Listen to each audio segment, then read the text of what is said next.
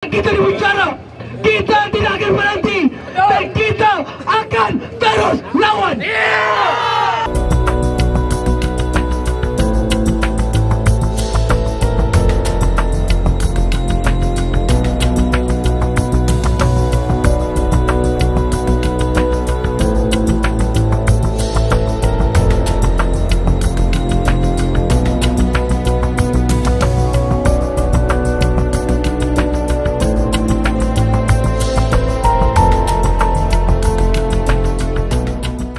Pada Ogos 2022, Jawatankuasa Kira-Kira Wang Negara PAC telah pun mengeluarkan laporan berkaitan dengan apa yang disebut sebagai skandal kapal LCS. Jadi disebabkan oleh skandal ini, bulan yang sama berlaku satu himpunan yang diberi nama Mana Kapal LCS.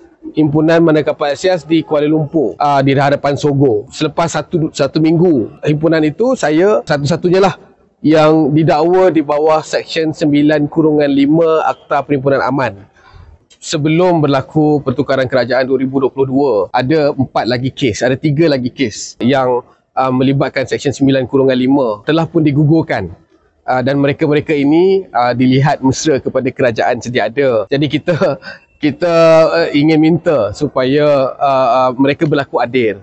Sekiranya mereka gugurkan pertuduhan di bawah Seksyen 9/5 ke atas aktivis-aktivis yang lain, ada Ketua Pemuda Amanah, ada AMK, ada yang sekarang ini terlibat dengan ahli parlimen, boleh digugurkan. Saya kira sepatutnya kes saya juga, bukan saja kes saya seorang, malah kes orang lain juga boleh digugurkan daripada pertuduhan. Itu mungkin kita punya permintaan. Antara lain juga kita ambil maklum bahawa Perdana Menteri telah pun mengumumkan di dalam parlimen yang lepas yang kerajaan akan meminda Akta Perhimpunan Aman, dan kita sambut baik.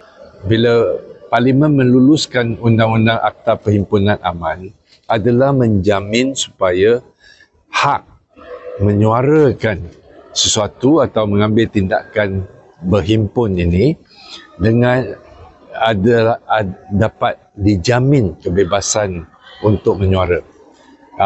Jadi saya rasa ini yang dikehendakkan 5 hari ke seminggu ke, itu bukan satu halangan untuk melakukan perhimpunan.